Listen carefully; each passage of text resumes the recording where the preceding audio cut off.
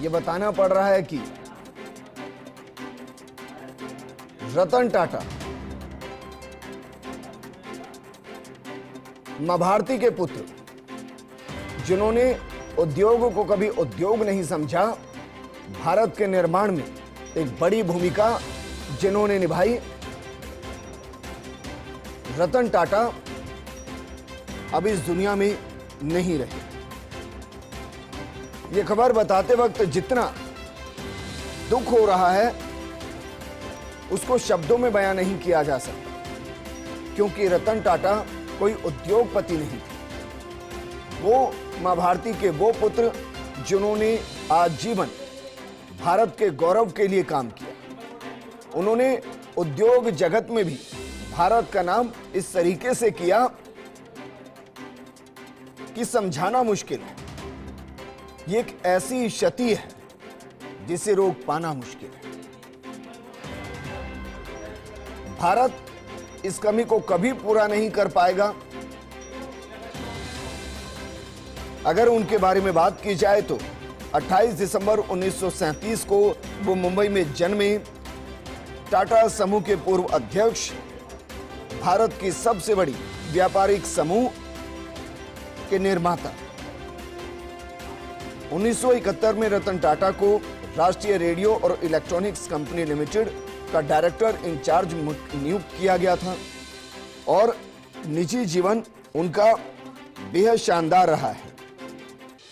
उन्हें पद्म भूषण से सम्मानित किया गया, पद्म विभूषण से सम्मानित किया गया। वो नेस्कॉम ग्लोबल लीडरशिप पुरस्कार से सम्मानित हुए और उनका नाम हर सम्मान से ऊपर है, क्योंकि वो भारत के सम्मान थे। एक ऐसा चमकता हुआ सितारा जो अपनी जिंदगी के अंतिम कदमों को आगे बढ़ाता हुआ भी ये सोच रहा था कि हिंदुस्तान को कैसे आगे बढ़ाया जाए।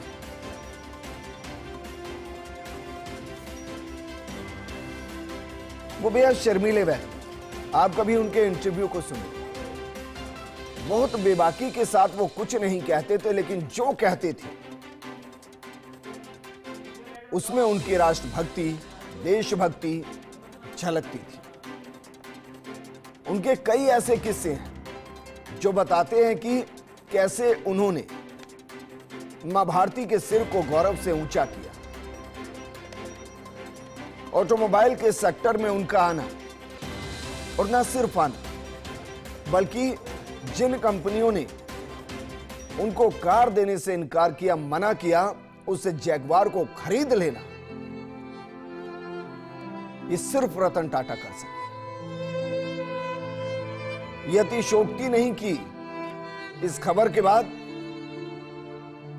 राष्ट्रीय शोक घोषित कर दिया जाए, क्योंकि ये क्षति राष्ट्र की क्षति। ये व्यक्ति उद्योगपति कभी नहीं, उद्योग के जरिए कैसे भारत को समृद्ध किया जाए, कैसे भारत को आगे बढ़ाया जाए, कैसे रोजगार के अवसर बढ़ाए जाएं, कैसे भारत की अर्थव्यवस्था को मजबूती दी जाए, ये सब उनके जहन में चलता था। उनके फैसले जितने व्यापारिक हुआ करते थे, उससे कहीं ज्यादा उनके फैसले व्यावहारिक हुआ करते थे। वो संजीदगी के साथ भी फैसले लेते थे और फैसले के बाद अगर उन्हें नुकसान भी उठाना पड़े, लेकिन उस नुकसान उठाने के बाद मां भारती को सिर गर्व से ऊंचा उठाना पड़े तो वो नुकसान उठाने को तैयार रहते थे।